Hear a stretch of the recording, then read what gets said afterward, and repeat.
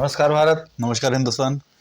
Viewers, हमारे channel पर आपका स्वागत है और हमेशा की तरह एक टॉपिक मैं खास फिर से लेकर आया हूं। मैं पहले बता देता हूं, उम्मीद के सारे टॉपिक ही खास होते हैं व्यूअर्स दोस्तों। खास होते हैं तभी तो हम लोग आपके साथ मिलने आते हैं, वरना दोस्तों बेखास तो फिर कुछ है ही नहीं। खास इसलिए है क्योंकि अपना पूरा का पूरा कानून ही खास है, खास उसके है। सारे प्रोविजंस ही खास हैं और अपने सबके लिए इम्पोर्टेंट है, क्योंकि कानून ये कहता है कि आम आदमी को भी कानूनों की जानकारी होनी चाहिए।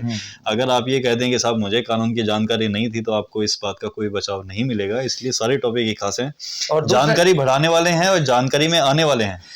एक बात और है अभिषेक, कानून को हम इग्नोर भी नहीं कर सकते। बिल्कुल नहीं कर सकते, इसलिए करना चाहिए भी नहीं। कानून की बात करनी चाहिए।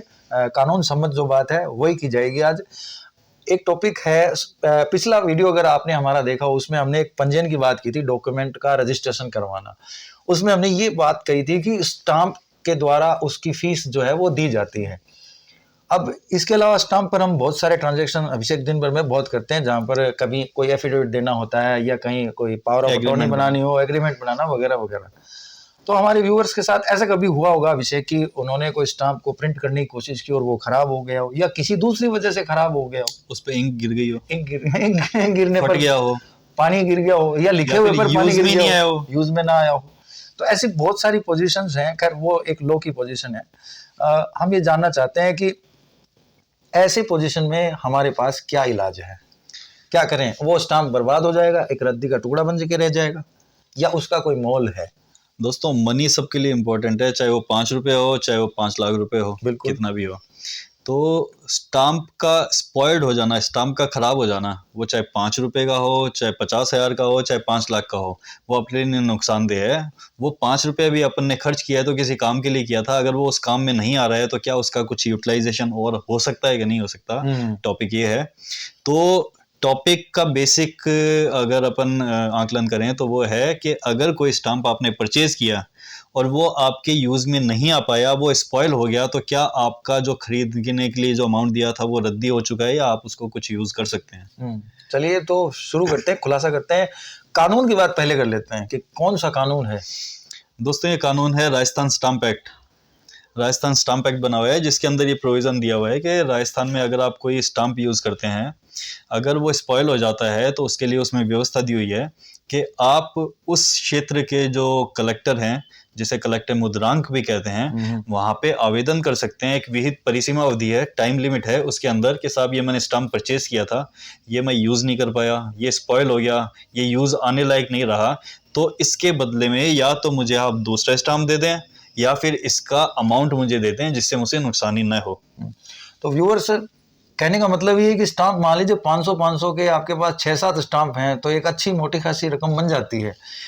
छोटा मोटा स्टाम्प होता है तो फिर भी कभी कभी हो जाता है कि चलो हो गया, लेकिन ज़्यादा अमाउंट की मात्रा के स्टाम्प हों तो फिर हमें उनके चेंज करवाने की सोचनी चाहिए कि दूसरा ले ले। बिल्कुल दोस्तों, तो प्रोविजन दोनों ही बने हुए हैं कि अगर आपका स्पर्ड स्टाम्प है तो आप उसके बदले में उसी अमाउंट का दूसरा स्टाम्प ले लें। उसी अमाउंट से मतलब जैसे मान लीजिए आपके पास 5,000 का स्टाम्प है, तो या तो वापस आप कलेक्टर को कहें कि साहब 5,000 का मुझे स्टाम्प दे दें, 5,000 का अवेलेबल नहीं हो तो हजार के 5 स्टाम्प दे दें, मतलब डिनोमिनेशन जो है वो सेम हो जाए आपकी। तो ये काम कर सकते हैं, कानून ऐसी व्यवस्था देता है। इसके अलावा अगर आपको लगता है कि नहीं अब तो मेरे ये यूज का ही नहीं रहा है 5,000 रुपये, अब मैं क्या काम करूंगा, मेरे को जिस काम के लिए चाहिए था वो काम ही नहीं हो पाया या वो काम एग्जीक्यूट नहीं हो पा रहा, तो आप कोर्ट को कलेक्टर मुद्रांक को ये भी कह सकते हैं कि साहब ये स्टाम्प आप मेरा ले लीजिए और इसके बदले में मुझे रकम वापस दे दीजिए। तो ये प्रोविजन भी है कि उसमें से जितने का अमाउंट का आपका स्टाम्प है उसमें से 10% जो कलेक्टर है वो काट करके रिमेनिंग आपको रिफंड कर देगा। इट मीन्स अगर 100 रुपए की आपने स्टाम्प का परचेज किया है तो 10 रुपए काट करके 90 रुपए आपको रिफंड कर देगा। कभी कभी ऐसा होता है अभिषेक, स्टाम्प ही हमने जो यूज किया है प्रिंटिंग के लिए वो 5,000 रुपए की अमाउंट का होता है या 10,000 के अमाउंट का हो जाता है। ऐसी सूरत में हमें सोचना पड़ता है कि हम इसका क्या करें।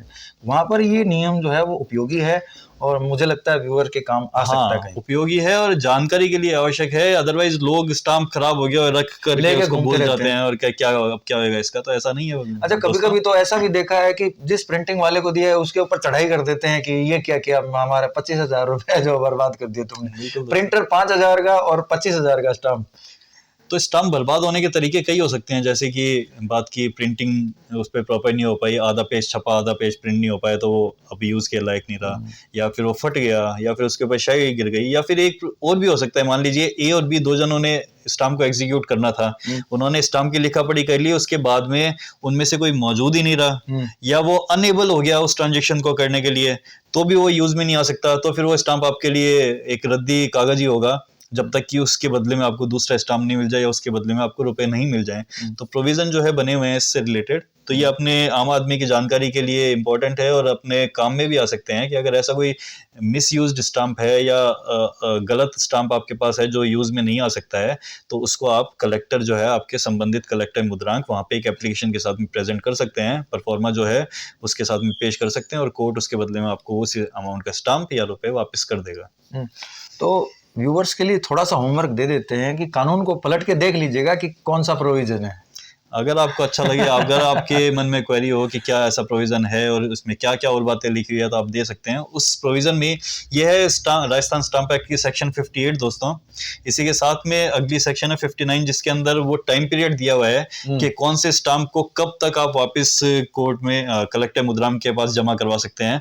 वो टाइम पीरियड इंपॉर्टेंट है। जैसे मान लीजिए कोई स्टाम्प को वापस रिटर्न करने के लिए 1 महीने का टाइम है और आप 6 साल तक लेकर बैठे और फिर आप सोचेंगे एक वीडियो देखा था हमने, उसमें कहा था स्टाम्प रिटर्न कर सकते हैं, तो आज हम स्टाम्प रिटर्न करिए, तो ऐसा नहीं है। स्पेसिफाइड परिसीमा भी दी हुई है, लिमिटेशन दी हुई है, उसके भीतर ही आपको आवेदन करना होता है स्टाम्प के साथ में और उसके बदले में आपको निर्धारित जो भी आपकी वांछित चीज है वो मिल सकती है। तो देख लीजिए, अगर आपके पास अभी ऐसा कोई स्टाम्प हो तो आप कार्रवाई कर सकते हैं।